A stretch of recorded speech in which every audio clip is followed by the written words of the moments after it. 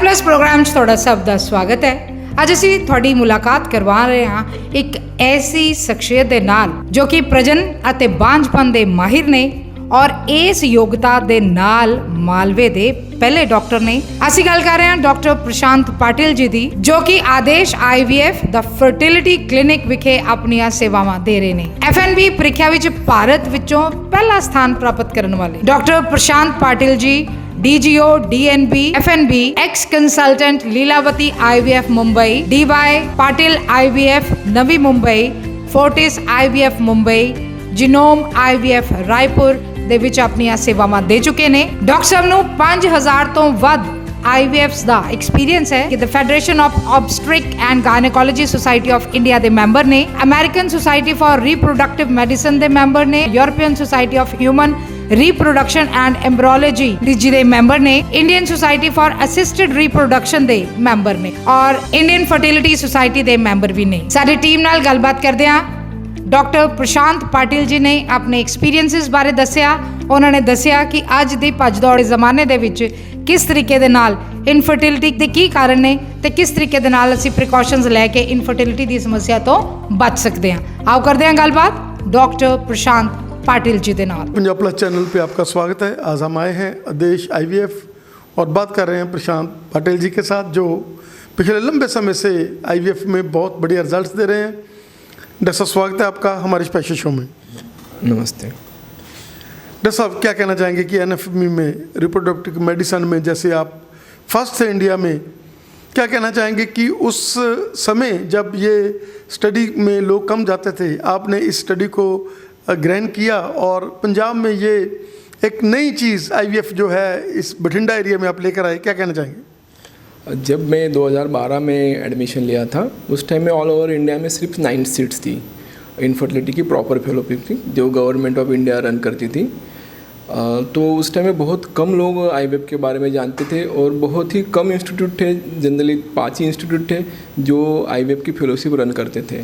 तो उस टाइम में हमने फेलोशिप की थी, उसको अभी ऑलमोस्ट 13 साल हो चुके हैं। अभी तो काफ़ी इंस्टीट्यूट खुल चुके हैं, पर उस टाइम में तो काफ़ी कम लोग थे और IVF बहुत ही मेट्रो सिटीज़ में ही था और बहुत कम लोग ही उसके बारे में सही तरीके से जानकार थे। क्या एडवांटेजेस है जब IVF का नाम आता है तो लोगों की आंखों में वो इनफर्टाइल कपल है एक चमक सी आ जाती है कि ये तो एक ऐसा रिजोर्ट है जो हम लोग पहले बाबाओं के पास जाते थे, बहुत घालते थे, लेकिन आज IVF ने वो चीज़ें संभव कर दी है। क्या कहना चाहेंगे?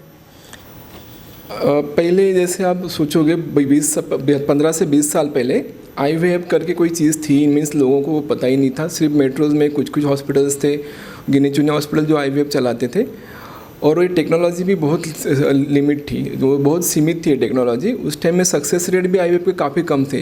मैं कह सकता हूँ कि उस टाइम में जो 15 या 20 साल पहले सक्सेस रेट 10% या 15% थे, 10 या 15% ही थे, जो आज जाके 70% तक चले गए हैं। और ये टेक्नोलॉजी दिन ब दिन डेवलप होती जा रही है। जो पहले कपल्स रहते थे बिना बच्चे के ही रहते थे, जो कुछ ट्रीटमेंट कर ही नहीं पाते थे, उनको कोई इलाज मिल ही नहीं पाता था। पर आजकल जो भी पेशेंट्स आते हैं, मैक्सिमम पेशेंट IVF के ट्रीटमेंट के द्वारा प्रेगनेंसी पा रहे हैं। डॉक्टर साहब, क्या कहना चाहते हैं कि आप IVF को एक लास्ट रिसोर्ट मानते हैं? बहुत इनफर्टाइल कपल आते हैं, कई बार सिंपल रीजंस होती हैं, जब आप उनसे काउंसलिंग करते हो उनको तो आपको पता चलता है कि नहीं, ये तो सिंपल रीज़न ही है, इनमें IVF की ज़रूरत नहीं है, और IVF को आप लास्ट रिजोर्ट मानते हैं। क्या कहना चाहेंगे? IVF बिल्कुल भी लास्ट रिजॉर्ट नहीं है। IVF एक ट्रीटमेंट का मोड है। जैसे IVF सेंटर में ऐसे नहीं कि आप आओगे तो सिर्फ आपका IVF ही किया जाएगा। जैसे कोई भी कपल हमारे पास आती है तो उनका हम इन्वेस्टिगेशन करते हैं, उनके नुक्स निकालने की कोशिश करते हैं, क्या कमज़ोरी रही जिसके कारण प्रेगनेंसी नहीं हो पा रही है। कभी कभी सिर्फ किसी का थायराइड हार्मोन ही करेक्ट करने से उनको प्रेगनेंसी हो जाती है। तो इसी तरह से हम ढूंढने की कोशिश करते हैं कि क्या प्रॉब्लम है, और जब उनका कोई सिंपल तरीके से भी ट्रीटमेंट हो सकता है तो उनको हम सिंपल तरीके से ट्रीटमेंट देते हैं विदाउट IVF, और सिर्फ ट्रीटमेंट देने से ही उनको प्रेगनेंसी हो जाती है। तो ऐसे नहीं, और लास्ट रिजॉर्ट तो बिल्कुल भी नहीं बोलूँगा हम, क्योंकि IVF में भी बहुत सारे तरीके प्रेगनेंसी होने के।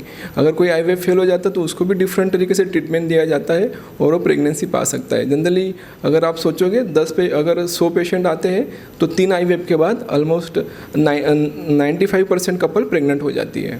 IVF कौन से पेशेंट हैं जिसमें हम लोग जिनको IVF ज़रूरत होती है? अब हम बात करेंगे जैसे आदमी होते लोग मेल होते तो मेल फैक्टर में शुक्राणु कम होना, शुक्राणु की मॉर्फोलॉजी ख़राब होना, शुक्राणु की मोटिलिटी कम होना या शुक्राणु का नंबर कम होना, ये सारे तरीके, और या शुक्राणु ना होना, इन सभी सब तरीक़ों को हम आईवीएफ से डील कर सकते हैं, पेशेंट को प्रेगनेंसी दे सकते हैं। तो वैसी तरह से लेडीज़ में और बच्चेदानी में रसोली होना, एंडोमेट्रोसिस होना, पीरियड इरेगुलर आना, मासिक पाली बंद हो जाना, ट्यूब ब्लॉक होना, ट्यूब का ऑपरेशन हो चुका होना या ट्यूब में पानी होना, इन सारे चार, या बच्चेदानी का टीबी होना या बच्चेदानी का इन्फेक्शन होना, इन सारी चीज़ों को हम आज ट्रीटमेंट दे सकते हैं और इन सब पेशेंट को हम आईवीएफ के द्वारा प्रेगनेंसी दे सकते हैं। सर आईवीएफ में कौन कौन से प्रोसीजर है? आईवीएफ में बहुत सारे तरीके आते हैं। जैसे हम सबसे पहले तो हमें आईयूआई करते हैं। आईयूआई में जनरली पेशेंट की अंडेदानी को मुंह से सिर्फ गोली दे के ही हम उनका अंडेदानी को अंडे बढ़ाने की कोशिश करते हैं और फिर शुक्राणु वॉश करके बच्चानी के अंदर जोड़ते हैं। जब ये फेल हो जाता है या इससे प्रेगनेंसी नहीं हो पाती है या कोई आईवीएफ का इंडिकेशन बनता है तो हम पेशेंट को आईवीएफ के लिए जाते हैं। जब आईवीएफ में जाते हैं उसमें जनरली आईवीएफ में एक सिंपल तरीका होता है जिसमें हम जब स्पर्म काउंट नॉर्मल होता है तो हम उनके अंडों को शुक्राणु से मिलाने के लिए एक डिश में रख देते हैं, और जब स्पर्म काउंट कम होता है तो हर अंडों को हम स्पर्म का इंजेक्शन लगाते हैं, उसको इक्सी बोलते हैं हम। तो आजकल इक्सी ज़्यादा करके एडवांस होती जा रही है। उसी तरह से हम जब स्पर्म काउंट ख़राब होता है तो स्पर्म सिलेक्शन आता है कि सबसे अच्छा स्पर्म सिलेक्ट किया जाए और उसी को इंजेक्ट किया जाए, तो उसमें बहुत सारी टेक्निक्स आती है, पिक्सी आता है। तो इस तरह से टेक्निक यूज़ करके हम मैक्सिमम अच्छा स्पर्म सिलेक्ट करने की कोशिश करते हैं। पहले हम डे 3 तक बच्चा ग्रो कर पा रहे थे, पर अभी इंटरनेशनल स्टैंडर्ड के हिसाब से ही हमारे सेंटर में भी हम डे 5 तक बच्चा ग्रो करते हैं।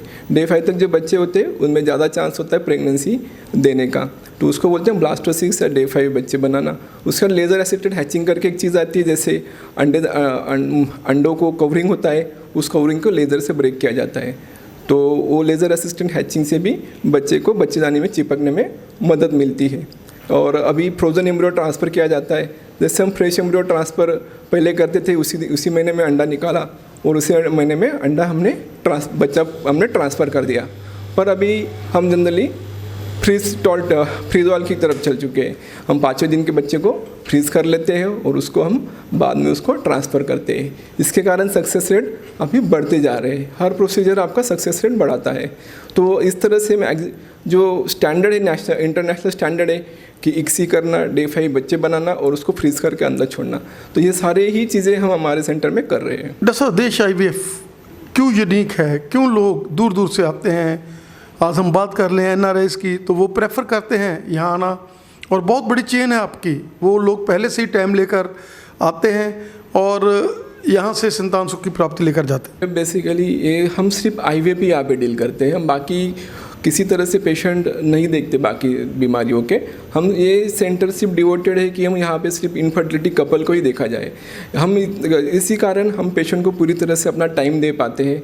यहाँ पे जो हमारी लैब बनी हुई मॉड्यूलर लैब है, उसमें एयर हैंडलिंग यूनिट लगे हुए हैं, हमारे पास 4 इंक्यूबेटर है और बाकी फैसिलिटी जो हमारा state of the art IVF lab बना हुआ है, उसमें हम बच्चे को सबसे अच्छा एनवायरनमेंट दे पाते हैं, जिसके कारण बच्चे की ग्रोथ बहुत अच्छी होती है हमारे लैब्स में।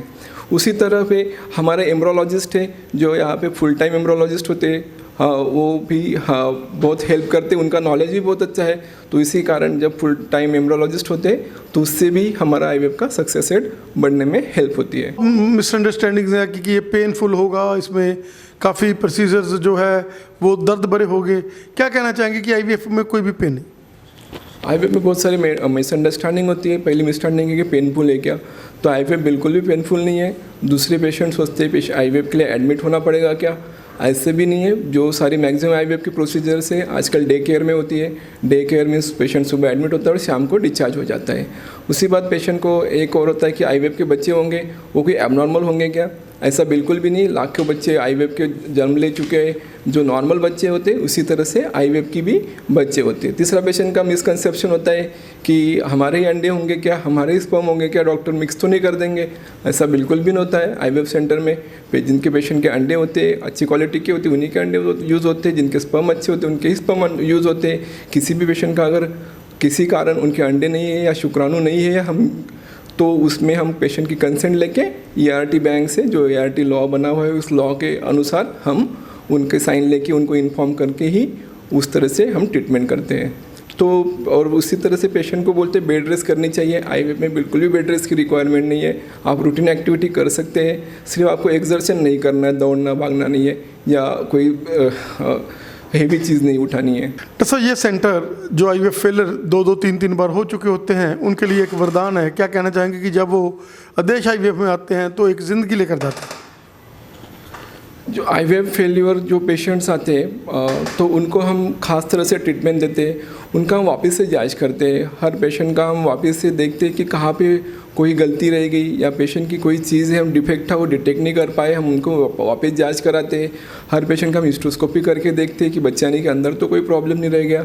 हम उनको उनको पहले हम मेडिसिन देके उनका ओरियन रिजर्व बढ़ाने की कोशिश करते हैं या उनको एंटीऑक्सीडेंट दिए जाते हैं। उसके बाद में हम जब ट्रीटमेंट में लेते हैं तो हम कोशिश करते हैं हमारे साइड से कि पूरा हम लैब से लेके हमारे एम्ब्रोलॉजिस्ट से लेके सारा अप टू द मार्क रहे और कोशिश करते हैं कि पेशेंट को प्रेगनेंसी होए। तो उसमें हम सीक्वेंशियल एम्ब्रियो ट्रांसफ़र हो गया, 2 बार बच्चे छोड़े जाते हैं, डे 3 डे 5 को, डे 5 एम्ब्रियो ट्रांसफ़र हो गया, लेज़र असिस्टेड हैचिंग होगी, ये सारी चीज़ें हम यूज़ करते हैं और उसके कारण जो पेशेंट आईवीएफ फेलियर आते हैं बहुत सारे पेशेंट हमारे पास प्रेग्नेंट होते हैं। जैसे ये सेंटर एक वेलनेस सेंटर के तौर के ऊपर कि जो भी पेशेंट्स आपसे जुड़ जाते हैं उनको सेहत का, क्योंकि वो एक आईवीएफ तो एक बार कराना है लेकिन वो ज़िंदगी भर जैसे आप उनको गाइड करते हैं भाई डाइट ऐसा खाना है आपने, ऐसे एक्सरसाइज करना है, ऐसे आपने खुश रहना है, प्रेशर नहीं रखना। क्या कहना चाहेंगे कि जो पेशेंट्स आपके साथ जुड़ गया 5,000 से ज़्यादा पेशेंट जो है आपके साथ एक हैप्पी फैमिली होगी आईवीएफ फैमिली जो है देश की, और वो लोग आगे आगे चेन बना रहे हैं। आप ऐड में तो विश्वास करते नहीं हो, आज हमें भी 8 साल के बाद हम लोग ने आपको बोला और आपने हमारा को इंटरव्यू करा। आईवीएफ में ना ट्रेस का बड़ा रोल होता है, जितना पेशेंट ट्रेस लेगा, जितना ज़्यादा सोचेगा, उतना ही उसका सक्सेस रेट कम होता जाता है। तो हम हमेशा ही पेशेंट को बोलना है कि ट्रेस नहीं लेना है, और एज पेशेंट को हम ये भी समझाते हैं कि आईवीएफ कोई बीमारी नहीं है। अगर आपको बच्चा नहीं हो पा रहा तो ऐसे नहीं कि आपका उसे लाइफ एक्सपेक्टेंसी कम हो जाएगा या आपको कोई हेल्थ का कोई प्रॉब्लम हो जाएगा आगे जाके। आईवीएफ बीमारी हम इस तरह से सोचते हैं कि पेशेंट को कोई प्रॉब्लम हो रहा है आईवीएफ में तो हम अगर सॉर्ट आउट कर देंगे तो पेशेंट को बच्चा हो सकता है, उसके वजह से लाइफ पे कोई भी फ़र्क नहीं पड़ने वाला। पेशेंट को हम हमेशा ही बताते हैं कि उनको ट्रेस ना ले, बेड रेस्ट ना ले, जॉब ना छोड़े, अपना जॉब करते रहे और लाइफस्टाइल मेंटेन रहे। तो लाइफस्टाइल मेंटेन होने से और अपना ट्रेस लेवल कम करने से आईवीएफ के भी सक्सेस रेट काफ़ी बढ़ते हैं। सर आपने हमें आज अपना कीमती समय दिया, आपका समय देने के लिए बहुत बहुत धन्यवाद। जाते जाते क्या आपका मैसेज रहेगा, क्योंकि वो लोग आप हमेशा यही मैसेज देते रहते हैं लोगों को कि आपने खुश रहना है, इनफर्टिलिटी का जो है वो घबराना नहीं है इससे। हम इनफर्टिलिटी कपल्स को कहना चाहेंगे जिनको प्रेगनेंसी नहीं हो पा रही 1 साल रहने के बाद में, साथ में रहने के बाद में भी, उनको चाहेंगे कि एक बार आईवीएफ सेंटर ज़रूर आए।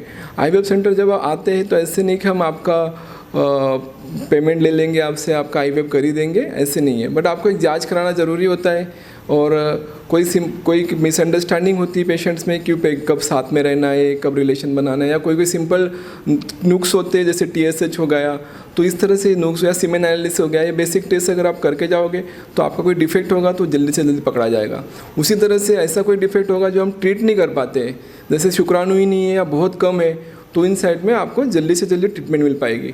आप जितना लेट आईवीएफ सेंटर आओगे उतना आपका ट्रीटमेंट का सक्सेस रेट डिक्रीज़ होता जाता है, कम होता जाता है। जितने टाइम आप लगाओगे, जैसे लेडीज़ की उम्र बढ़ती जाती है, उनके शुक्राणु की बच्चे की क्षमता भी कम होती जाती है। तो आपको जब लगता है कि आप ट्राई कर चुके नेचुरली और प्रेगनेंसी नहीं हो पा रही, तो आपको एक बार ज़रूर आईवीएफ सेंटर विजिट करना चाहिए। भले ही आईवीएफ ना लो, पर एक बार डॉक्टर की सलाह ज़रूर लेनी चाहिए कि हमें कोई नुक्स तो नहीं, कम से कम हम आप टेस्ट और बेसिक टेस्ट करवा लेनी चाहिए।